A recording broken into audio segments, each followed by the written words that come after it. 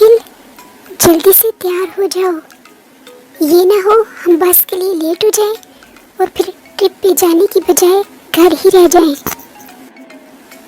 हाँ, मैं जल्दी से तैयार होने लगा हूँ और ये मौका तो मैं बिल्कुल मिस नहीं करूँगा। और फाइनली हम ट्रिप के लिए जा रहे हैं, वो भी पापा की परमिशन के साथ। एक तो मुझे समझ नहीं आई आपने बच्चों को ट्रिप पे जाने के लिए इजाज़त ही क्यों दी? आपको पता तो है आहिल कितना लापरवाह है। अरे बेगम, आप बिल्कुल बेफिक्र हो जाएं।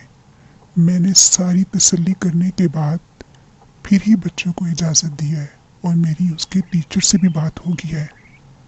और अब ना भूलें, आहिल के साथ इमली भी जा रही है। वो अपने भाई का ख्याल रखना जानती है। बच्चों की बस आने ही वाली है, मैं ज़रा इन्हें बुला के आऊँ, ये ना हो बस के लिए लेट हो जाए। आहिल, इमली बेटा जल्दी आओ, आप लोगों की बस आ गई है। फाइनली हम जंगल में पहुंच गए हैं। और हाँ आहिल, मेरे साथ साथ रहना, ज़्यादा दूर मत जाना। इमली, कितनी प्यारी जगह है ना ये, बिल्कुल ड्रीम जैसे। हाँ वाकई ही, लेकिन ये ड्रीम नहीं, हकीकत है।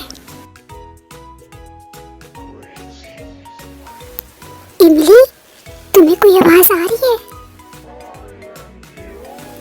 हाँ आहिल, आवाज तो आ रही है। रुको, मैं देख के आता हूँ। पागल हो, तुम्हें कोई जरूरत नहीं जाने की।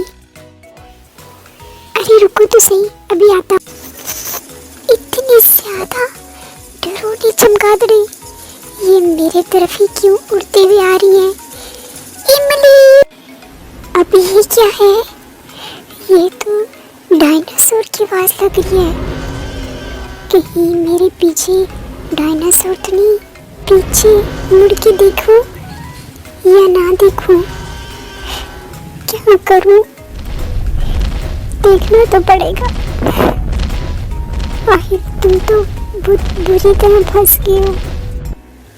यहाँ तो कुछ भी नहीं है, फिर ये आवाज कहाँ से आ रही थी?